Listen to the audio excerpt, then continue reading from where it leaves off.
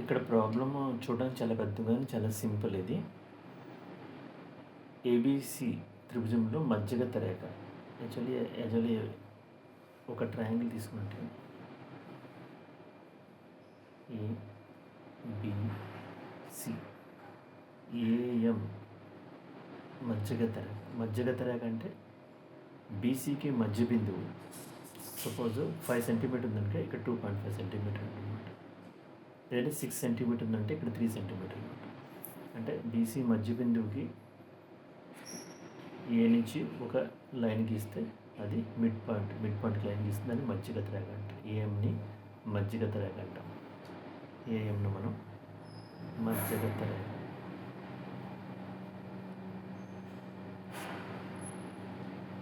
ఈ ఏఎం బీసీని ఏం చేస్తుందంటే 2 ఈక్వల్గా భాగాలుగా విభజిస్తుంది. సపోజ్ ఇది 6 సెంటీమీటర్లు అంటే ఇది 3 సెంటీమీటర్లు, ఇది 3 సెంటీమీటర్లు అవుతుందన్నమాట. అందుకే దీన్ని మధ్యగత రేఖ అన్నమాట. అంటే మధ్యంగా విభజిస్తుంది, బీసీని మధ్యంగా విభజిస్తుంది. దీన్ని మధ్యగత రేఖ అంటారు. దీన్ని మనం ఈజీగా గుర్తుపెట్టుకోవాలంటే అది ఫార్ములా. ఈ 4 ఆప్షన్స్ కన్ఫ్యూజన్ ఉన్నాయి, అది ఏది కరెక్ట్ అనేది. దీన్ని చేయడానికి ఏం చేస్తామంటే అదే సేమ్ ధర్మము త్రిభుజంలోని 2 భుజాల మొత్తం 3వ భుజం కన్నా ఎక్కువ ఉంటుంది అనే దాన్ని బట్టి మనం దీన్ని సాల్వ్ చేయొచ్చు. సపోజ్ ఫస్ట్ మనం ఏబిఎం ఇదే తీసుకున్నాం. ఏబిఎం తీసుకుంటే ఏబిఎం ట్రయాంగిల్ ఏబిఎం ఇది తీసుకుంటే దీంట్లో 2 భుజాలు మొత్తం AB plus BM, AB plus BM 3వ భుజం కన్నా ఎక్కువ ఉంటుంది. 3వ భుజం కన్నా ఎక్కువ. AB plus BM greater than. इसको देख लीजिएगा काट के, क्योंकि अंदर से बरसात है ना, तो काट के निकाल लीजिएगा, मुझे कहीं गड़बड़ होता है तो। AB plus BM greater than AM.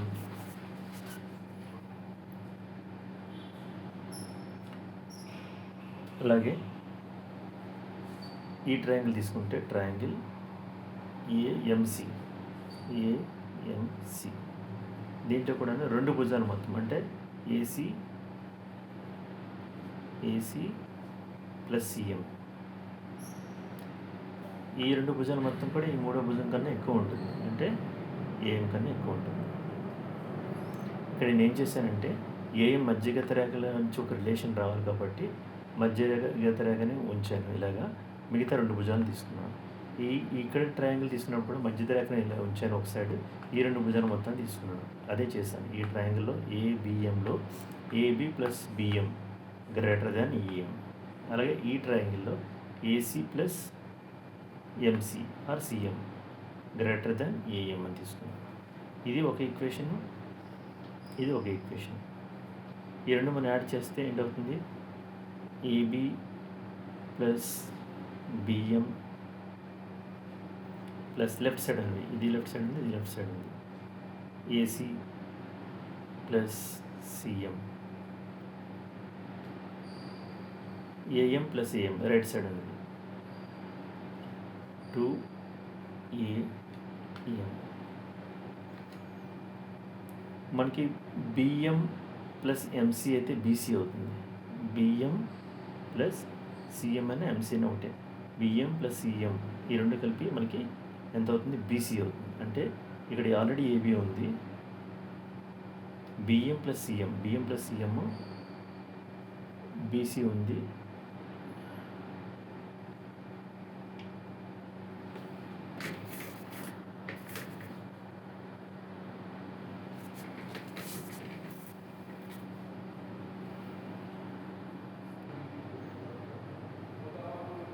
So AB రాసాం. బిఎం ప్లస్ సిఎం అంటే బీసీ అవుతుంది. బీసీ ఇక్కడ ఏసీ ఉంది, గ్రేటర్ దెన్ 2.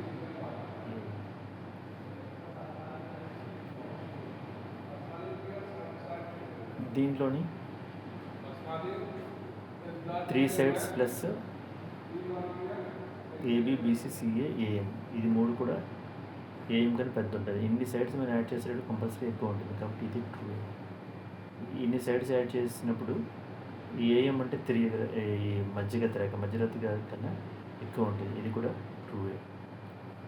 2 భుజాలు మొత్తం ఏబి ప్లస్ బీసీ మూడో భుజం కన్నా ఎక్కువ ఉంటుంది. ఇది కూడా కరెక్టే.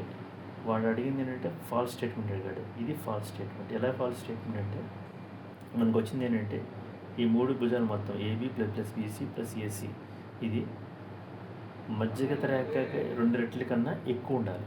ఇక్కడ తక్కువ అని చూపిస్తున్నాడు. 3 భుజాలు మొత్తం మధ్యగత రేఖ 2 టైమ్స్ మల్టిప్లై చేసిన తర్వాత దానికన్నా తక్కువ అని చూపిస్తున్నాడు. కానీ మనకు వచ్చిందంటే ఎక్కువ.